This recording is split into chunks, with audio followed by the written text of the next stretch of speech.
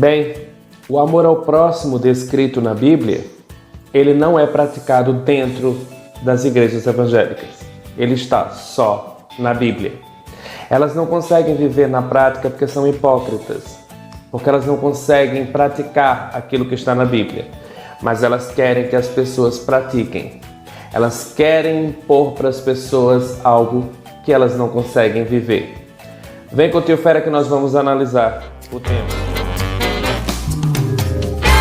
Aí galera, antes que eu me esqueça, vem aqui embaixo, se inscreve no canal, não custa nada, dá um like, compartilha, assim você ajuda o canal do Tio Fera a crescer.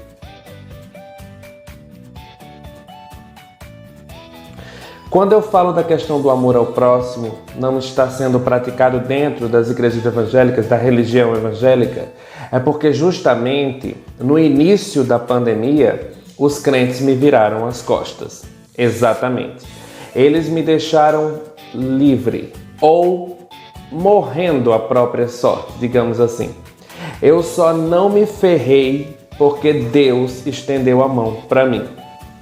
O fato é que os crentes, simplesmente aqueles que diziam que me amavam, que estavam comigo, que nós somos o corpo de Cristo, que estamos juntos, esses nem me cumprimentam mais, não falam comigo.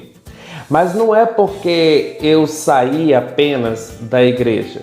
Eles não falam porque eles simplesmente viram as costas para todo aquele que discorda deles.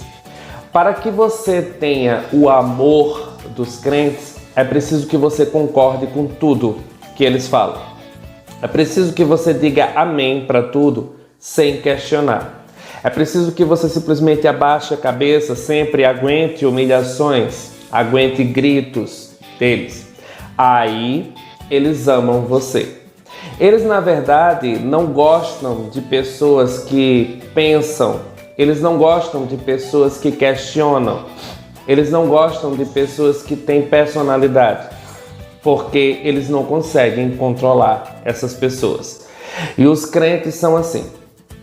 Quem eles não conseguem controlar, eles tentam destruir. É fato. Eu simplesmente frequentei durante muito tempo a religião e eu sei exatamente as coisas podres e horríveis que acontecem lá dentro. Eles usam a Bíblia para justificar pecados deles. E eles usam a Bíblia para atacar o pecado do outro. Ou seja, quando o pecado é deles, aí eles falam: não é bem assim, está fora de contexto, você não entendeu. Quando o pecado é do outro, aí eles dizem: Deus abomina. Então tem toda essa questão. O fato também é que o homossexual, ele não é bem-vindo dentro da religião evangélica. Ele é odiado pelos crentes. A prova disso é que todos os vídeos que eu fiz sobre homossexuais nas redes sociais, eles não pararam nem para ouvir os meus argumentos. Eles só ouviam a palavra homossexual. E eles já vinham nas redes sociais, nos comentários, falar sobre Levíticos, Romanos, Apocalipse. Eles sempre vinham tentando uma justificativa para dizer: o homossexual vai para o inferno, ponto final. Porque Deus quer assim e pronto. Porque o pastor pregou que é assim, então vai ser assim e pronto. Eu fiz um vídeo falando da possível homossexualidade de Davi e Jonathan, e aí um pastor veio lá e comentou: achei cômico. Eu queria explicar para esse pastor que cômico é simplesmente as palhaçadas que os crentes fazem dentro da casa de Deus.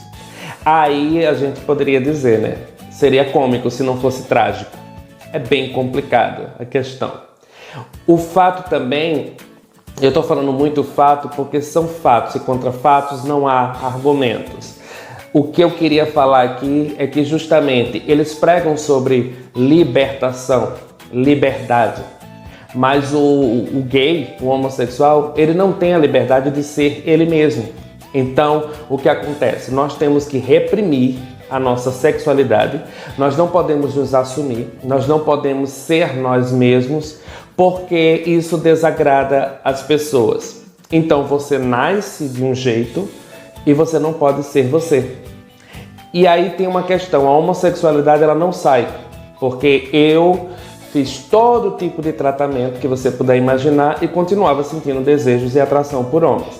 Mas eu tinha que abafar isso, eu não podia falar. Inclusive, eu fui aconselhado por um crente, um irmão, a não falar sobre isso. Ele disse, quando as pessoas perguntarem, você desconversa, você não fala.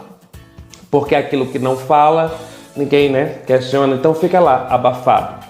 Mas você abafar a sua sexualidade, você deixar de ser você, é uma forma de prisão e não de libertação. Então, para as pessoas que pregam sobre liberdade, libertação, elas deveriam deixar que o gay fosse livre para ser ele mesmo. Porque não faz sentido você pregar sobre libertação e ao mesmo tempo aprisionar pessoas dentro de uma caixa, criando um rótulo para aquela pessoa. O fato é que os cristãos, os evangélicos pelo menos, eles querem que todo mundo siga o mesmo padrão. Todo mundo tem que ser igual, todo mundo tem que falar igual, todo mundo tem que se vestir igual. E nós não fomos feitos por padrão iguais, nós somos diferentes. Até os 5 dedos da nossa mão são diferentes. Então por que nós deveríamos ser iguais? Adão e Eva tiveram 2 filhos, Caim e Abel. E é isso que eu queria falar também nessa questão. Caim e Abel eram completamente diferentes, não é? Abel tinha caráter, Caim não. Outra coisa que eles usam muito na Bíblia, para justificar que você não pode ser gay, que você não pode ser você, e justificar o amor ao próximo, que é só na teoria, na prática não existe. É o fato que eles dizem que Deus fez Adão e Eva. Então, se Deus quisesse que o homossexual existisse, ele teria feito 2 homens. Aí fica aquela questão. Deus fez Adão e Eva. E aí depois nasceu Caim e Abel, 2 homens. Então, Deus teria mudado de ideia?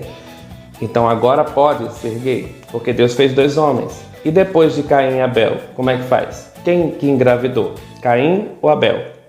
Porque só tinha Adão e Eva. Aí agora tem Caim e Abel. Não tem outra mulher na jogada. Como é que faz? É troca-troca? Tá entendendo? Também eles usam o livro de Romanos para justificar que Deus odeia os homossexuais.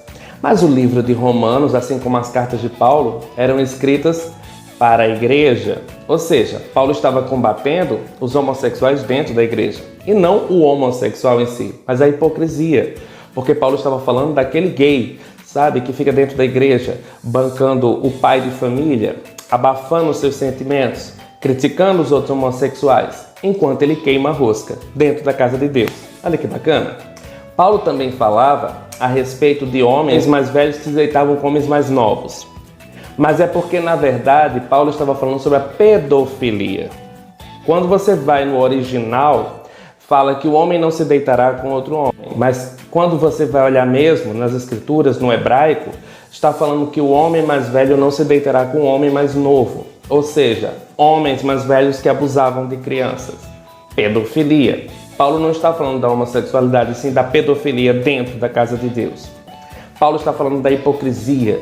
As cartas eram escritas para as igrejas. A igreja de Éfeso, de Gálatas, de Tiatira. Entendeu?